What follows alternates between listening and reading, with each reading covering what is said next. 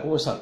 Nos saluda el doctor José Luis Pérez Guadalupe y en esta oportunidad vamos a hablar sobre la ética, la integridad y la corrupción, que están muy conectados, quizás por falta de ética justamente es que llegamos a ciertos estados de corrupción, que siempre las situaciones de corrupción como la que estamos viendo en el Perú en estos momentos, como la que vivimos también hace casi 20 años, hay que verlas como si se quiere momentos en que se manifiesta la corrupción, no es la que se produce.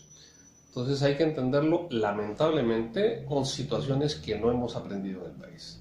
Hace 20 años creímos equivocadamente que la corrupción estaba focalizada y centralizada en Montesinos y toda su banda.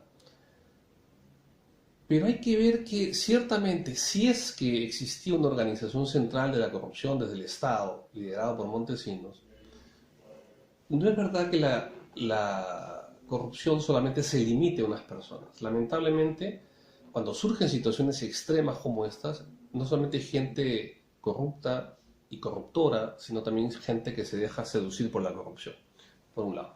Y por otro lado, que no solamente hablamos de un enfoque personal, sino también corporativo y sistémico.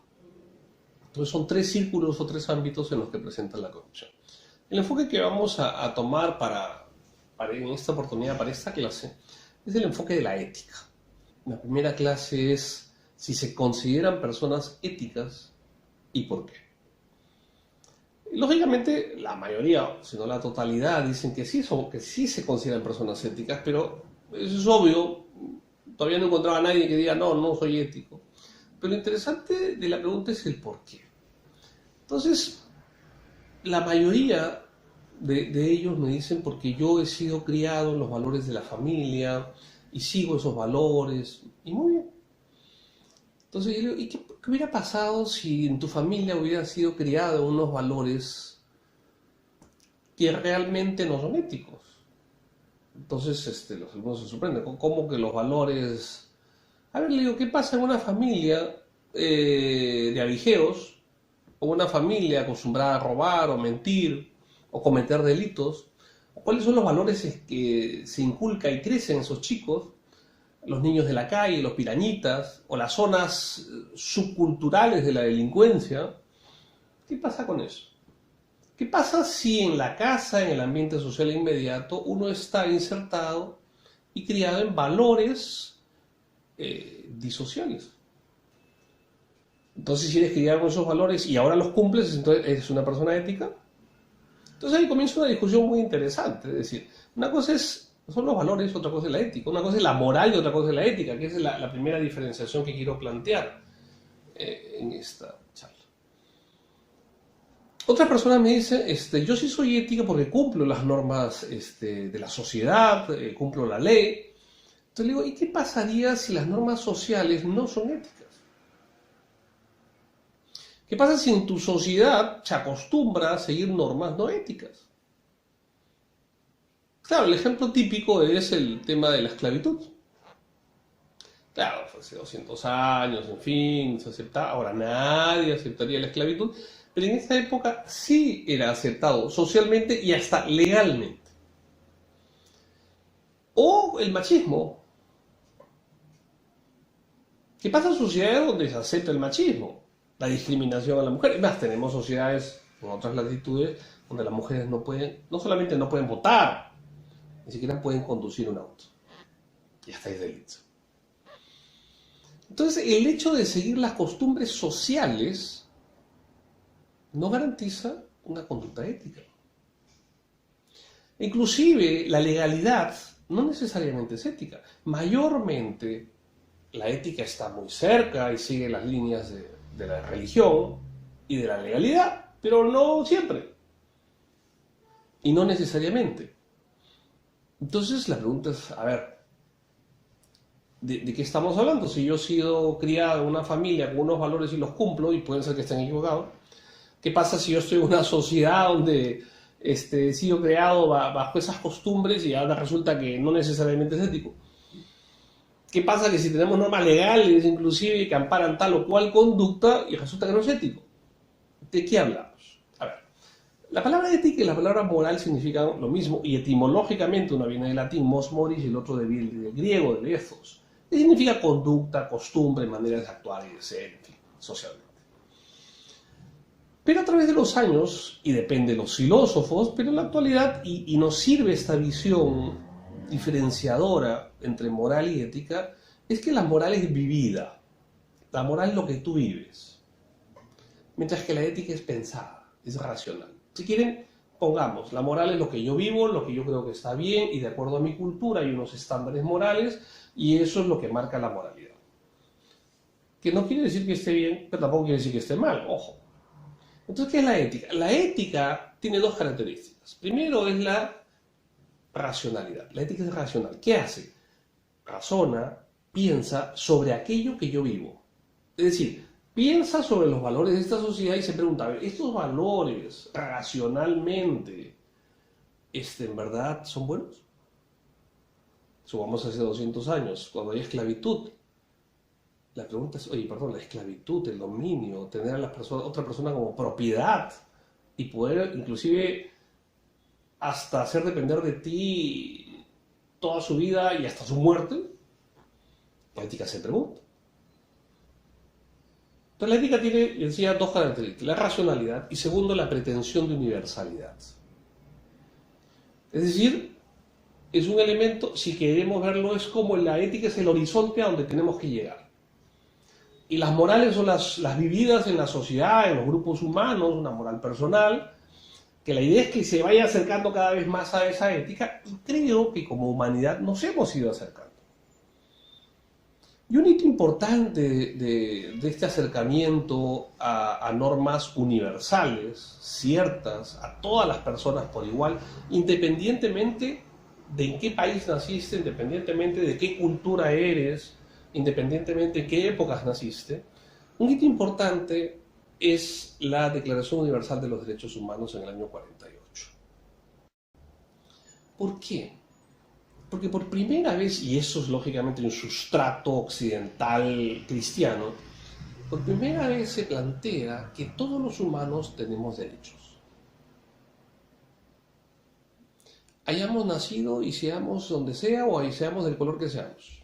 Y la nacionalidad, la bandera, el estatus, todos tenemos derechos por igual. Todos los países han suscrito esa declaración. Por primera vez. Luego de 2 guerras mundiales, ¿no es cierto? Tuvimos que pasar esa crisis. Luego del optimismo, de la modernidad, y de la racionalidad, y del enciclopedismo, y que, bueno, ya el hombre es el centro de todo, y el Dios, vienen las 2 guerras mundiales, y tú dices, a ver, ¿de qué Dios estamos hablando?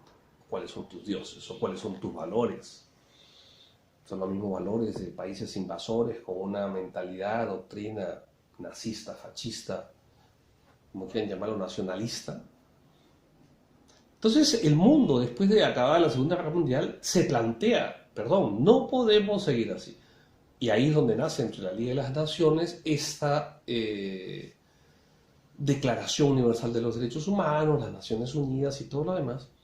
Este es el primer hito en el cual nosotros podemos ver, efectivamente, miren, hay cosas universales en las cuales todos estamos de acuerdo. Ese es un comienzo ético. Y hay cosas, efectivamente, que se están formalizando, pero hay cosas que a todos los humanos, estemos donde estemos, nos choca, nos repele.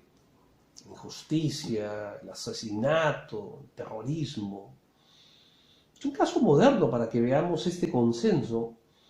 Es lo que sucedió hace un tiempo con Donald Trump y que separaba a los niños de sus madres cuando cruzaban la frontera, esa migración irregular, porque no existe una migración ilegal,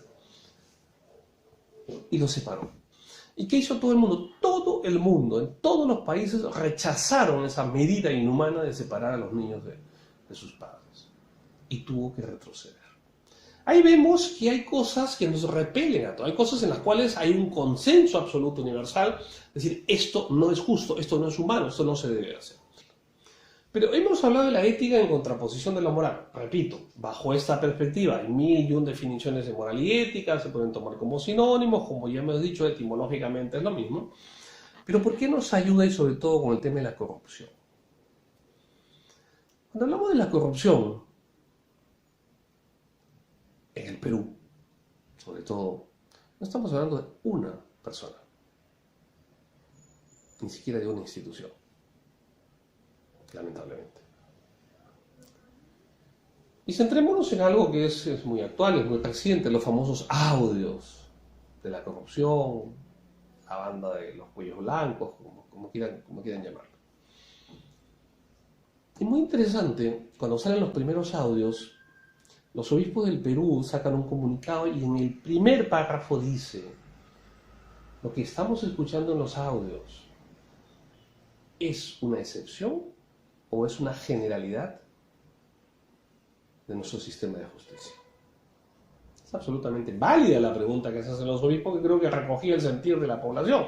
Oye, estos audios, perdón, ¿son ellos nada más?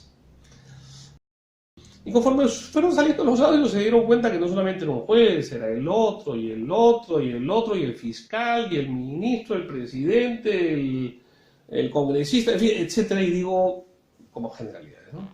Y más adelante Monseñor Cabrejos comenzó a hablar sobre una cultura corporativa de la corrupción. Y frente a la pregunta, ¿es excepción o generalidad? Y ahí reconozco la valentía del nuevo presidente del Poder Judicial. Claro, por esto devino una crisis absoluta. El presidente del Poder Judicial, Duberlí Rodríguez, tuvo que renunciar. Todo el Consejo Nacional de la Magistratura, que nombra a los jueces y fiscales, todos tuvieron que irse, aunque no querían. El Congreso los sacó, algunos se fueron y otros los sacaron. El nuevo presidente, el doctor Víctor Prado Saldarriaga, con muy buen tino, muy sobrio, sabiendo que tenía que liderar una crisis de su institución que afectaba totalmente al país, como es el poder del Estado, como es el sistema de justicia, él dijo: el poder judicial está penetrado por el narcotráfico y la corrupción. Así de claro. Y dijo: lo que sucede en el Callao está en los titulares, sucede en 14 cortes del Perú. ¿Y qué pasa si una persona tiene el valor de su casa, pero entra a una corporación como esta, bajo el supuesto de que existe, como decía Monseñor Cabrejos, una cultura corporativa de la corrupción? Se va adecuando. Y si no se va a adecuar, se va a salir. ¿Y qué pasa si esta es la costumbre normal de estas corporaciones? Se va a adecuar. Es más, va a llegar un momento en que va a pensar que esto es así, y por una serie de justificaciones que vamos a ver en la siguiente lección. Puede haber, si se quiere, zonas, barrios donde la gran mayoría vive de la delincuencia.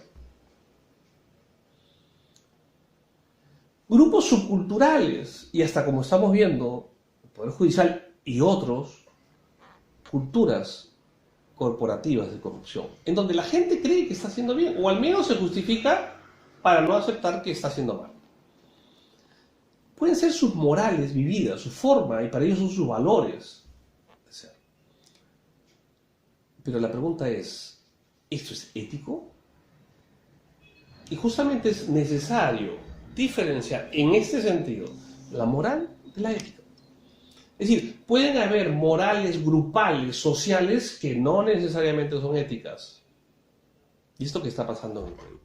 Nos hemos acostumbrado a una cultura de la corrupción desde que le das el 5 soles al policía, o le das 5.000 soles al juez, o le das 50.000 soles a la constructora, o 5 millones al presidente, y nos parece normal. Lamentablemente. Nos parece normal. Como todo el mundo lo hace. La ética justamente viene a salvarnos de estas morales sociales, de estas morales grupales. Y la ética racionaliza, oye, ¿esto está bien o está mal?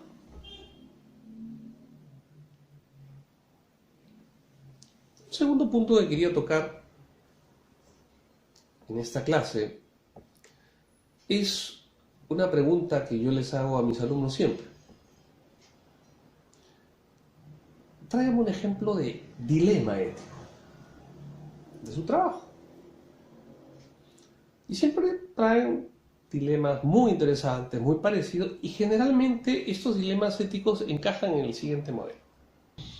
Yo soy funcionario de tal sitio y alguien vino a ofrecerme cierto dinero para hacer cierta cosa indebida, para soplarse ciertos requisitos, para acelerar ciertos procesos. Entonces, ¿y tú qué hiciste? Bueno, yo lógicamente dije que no, muy bien. Yo le digo, bien, te ofrecieron una coima y tú no aceptaste. Le digo, entonces, ¿cuál es el dilema ético? El dilema ético, sí, claro, pues si está mal. No, sí está bien, pero ¿dónde está el dilema ético? Entonces no entiendo. A ver, le digo, ¿tú sabías que esa coima estaba mal? Sí, claro. Entonces, ¿dónde está el dilema? A ver, y atención acá. Si tú sabes que algo es bueno y algo es malo, y esto es malo, claramente malo, y no hay duda, no hay dilema. Ya sabes que está mal. Lo que pasa es que tú no sabes si aceptarlo o no. Entonces aquí planteamos una diferenciación. Una cosa es saber lo que se debe hacer y otra cosa es hacerlo. Entonces, muchas veces nuestros dilemas, que llamamos éticos, en verdad no son dilemas éticos. Dilema ético es cuando tienes dos valores que se encuentran y no sabes cuál decidir porque quieres obtener o el bien mayor o el mal menor. Ese sí es un dilema. Pero la mayoría en nuestra sociedad lamentablemente relajada, porque claro, sabe si esto está mal. Su duda es si acepto o no acepto la coima. O sea, tu dilema es ir contra tu ética, ir contra lo que tú piensas. Y eso no es un dilema ético. Dilema ético es, en el plano de los valores, ¿cuál valor es el que prima? Si son valores, efectivamente, que entran en contradicción. Típico caso un caso de necesidad médica, entonces necesitas salvar a madre. En esos casos médicos, pero a veces cuando tienes dos opciones y tienes que optar por una nada más, dos posibilidades y optas por una. Que no puede ser las dos, y las dos son buenas, entonces. O se tiene que tomar una decisión drástica que va a afectar a cierto grupo de personas y tú buscas que afecte a la menos cantidad y en menor dimensión. Pero la mayor de las veces se entienden ellos no el dilema ético, sino más bien el conflicto de intereses. Aquí plantearíamos una pequeña pirámide. Es decir, si planteamos acá, una cosa es el saber qué debemos hacer. La gran mayoría lo sabe. La gran mayoría de peruanos, latinoamericanos, sabe qué debe hacer. Digo, excepto estas subculturas donde ya distorsionaron todo. La mayoría sabe que robar es malo. La mayoría sabe que coimear es malo. La mayoría de los jueces que vendían sus sentencias saben que eso es malo. Pero hacen otra cosa. Pero ya no está en el dilema ético, porque sí saben que está mal. Si dudaran es otra cosa. Saben que está mal. Saben que no lo deben hacer. Pero sin embargo, no tienen la voluntad para cumplir aquello que ellos saben que está mal. Primer nivel, el saber ético, que es el saber qué cosa está bien y está mal. Repito que la gran mayoría, más o menos, tenemos estándares universales sobre eso. La segunda es el actuar ético. Y es ahí donde fallamos. Sabemos que está mal, pero actuamos de manera diferente a lo que pensamos. Y en tercer lugar es el ser ético, que es el tercer nivel donde ya la persona se plantea o no lo que se llama moral, una actitud moral fundamental. Nos vemos en la siguiente clase.